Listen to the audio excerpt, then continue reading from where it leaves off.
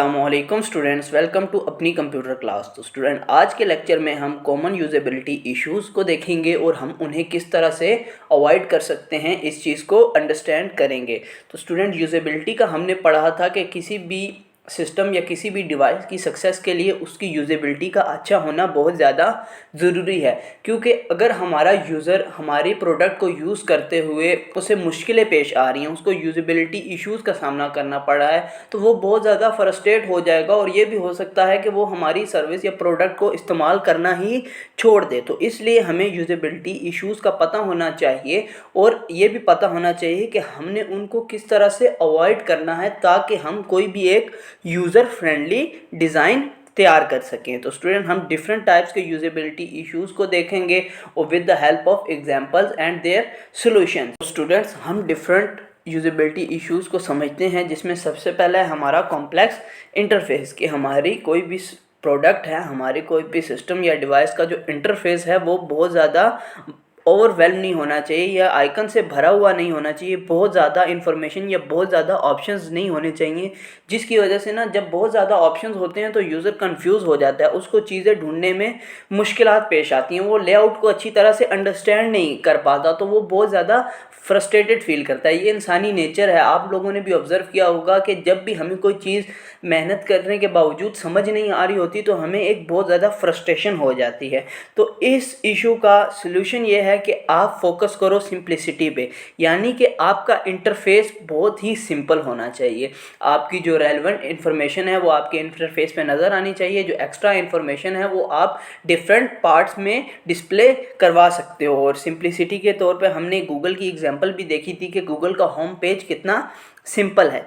अब इसकी एग्जांपल देखते हैं। एग्जांपल में जैसे हमारे पास कुछ मोबाइल बैंकिंग एप्लीकेशंस आती हैं जहाँ पे ना बहुत सारे इन्फॉर्मेशन एक ही जगह पे मुयस्सर होती है, तो हमें अपने रिलेटेड इन्फॉर्मेशन ढूंढने में बहुत मुश्किल हो रही होती है। उसके बरअक्स हमें सिर्फ एक ऐसा इंटरफेस दिखाया है जाए जहाँ पे सिर्फ हमारा बैलेंस हो या कोई जो मेन टास्क हम ट्रांजैक्शंस वगैरह के करते हैं वो फीचर्स हों, बाकी जो एक्स्ट्रा फीचर्स हैं वो मेन्यू में कहीं और जगह पे प्लेस हों, तो बहुत ही अच्छा सिंपल इंटरफेस बन सकता है। तो स्टूडेंट, मूव करते हैं नेक्स्ट पॉइंट की तरफ, जो कि है हमारा इनकंसिस्टेंट नेविगेशन। स्टूडेंट, नेविगेशन कहते हैं एक पॉइंट से दूसरे पॉइंट में मूव करने को, और ये इशू तब आता है जब हमारे सिस्टम के डिफरेंट सेक्शन का नेविगेशन स्ट्रक्चर और एलिमेंट जो होते हैं वो दूसरे से चेंज होते हैं। तो जब ये इशू आता है तो हमारा जो यूज़र होता है उसको प्रेडिक्ट करने में बहुत मुश्किल होती है कि मैं यहाँ से नेविगेट करके किस तरफ जाऊँगा और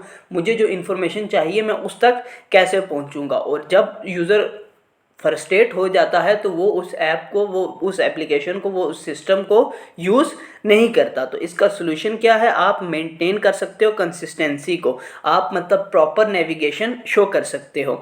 जैसे हमारे पास एक एग्जांपल के तौर पर एक वेबसाइट है, ठीक है, उसमें हमारे होम पेज में कॉन्टैक्ट अस का जो बटन है वो टॉप पे है, लेकिन उसी के साथ दूसरे किसी पेज पे कॉन्टैक्ट अस का जो बटन है वो बॉटम में है। अब यूज़र को डिफरेंट पेज पे इंफॉर्मेशन ढूंढनी है कॉन्टैक्ट अस की, तो वो उसके लिए मुश्किल हो जाएगा। तो आप क्या कर सकते हो? अपने डिफरेंट पोर्शन, डिफरेंट सेक्शंस के दरमियान कंसिस्टेंसी मेंटेन कर सकते हो, ताकि यूज़र को प्रेडिक्ट करने में आसानी हो कि उसका अगला स्टेप उसको किस तरफ लेकर जाएगा। मूव करते हैं नेक्स्ट पॉइंट की तरफ, जो कि है हमारा पुअर एरर मैसेजेस।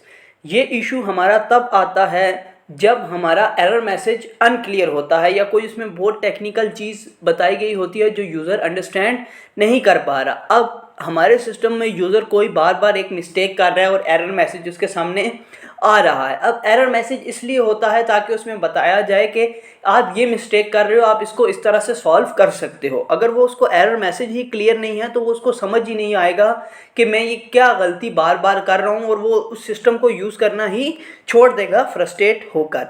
तो इसलिए आप एक, इसका सोल्यूशन क्या है? आप एक क्लियर और एक कॉन्साइज एरर मैसेज रखो जो कि यूज़र को हेल्पफुल हो, उसे बताए कि आपने ये गलती की है, आप इसको इस तरह से सॉल्व कर सकते हैं। एग्जाम्पल के तौर पर समझ सकते हैं कि हम ना कोई एक फॉर्म फिल कर रहे हैं, उस फॉर्म में हमें डेट एंटर करनी है, तो हम डेट एंटर करते हैं तो हमारे पास एक एरर कोड 150 इनवैलिड इनपुट जैसा एक कोड आ जाता है। अब हमें नहीं समझ आ रहा कि हमने उसमें क्या गलती की है। उसके बरअक्स अगर हमें ऐसा कोई एरर कोड दिखाया जाए कि आप जो डेट एंटर कर रहे हैं वो गलत है, आपको इस फॉर्मेट में डेट एंटर करनी है, मंथ, ईयर या डे वगैरह, जिस तरह भी जो भी फॉर्मेट है, तो यूज़र के लिए काफ़ी हेल्पफुल होगा आइडेंटिफाई करना कि कौन सा मैसेज आ रहा है।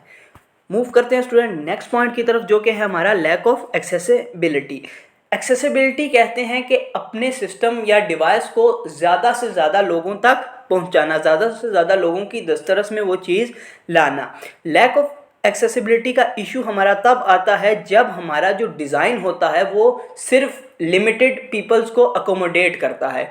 ऐसे लोग जिनको कोई डिसेबिलिटी है वो हमारे सिस्टम को एक प्रॉपर वे में यूज़ नहीं कर पाते। तो इसके लिए इसका सलूशन ये है कि हम एक ऐसे उसमें कुछ एक्सेसिबिलिटी फीचर्स डालें ताकि बहुत ब्रॉड रेंज ऑफ पीपल्स हमारी जो सिस्टम है उसको यूज़ कर सकें, और ऐसे लोग भी यूज़ कर सकें जिनमें कोई डिसेबिलिटी है। अगर इसको हम एग्जांपल के तौर पर समझें कि बहुत सारी वेबसाइट ऐसी होती हैं जिसमें कोई टेक्स्ट स्मॉल होता है या कलर कंट्रास्ट ऐसे होते हैं जो जिन लोगों को जिनकी आई साइड वीक हो या कलर ब्लाइंडनेस वगैरह हो, उनको अंडरस्टैंडिंग में बहुत मुश्किल होती है। तो इसको एक ऐसा फीचर दे सकते हैं कि वो अपने हिसाब से उसका साइज़ वगैरह सेट कर सकें या कलर कंट्रास्ट अपने हिसाब से कर सकें, जिसकी वजह से उनकी रीडेबिलिटी बढ़े।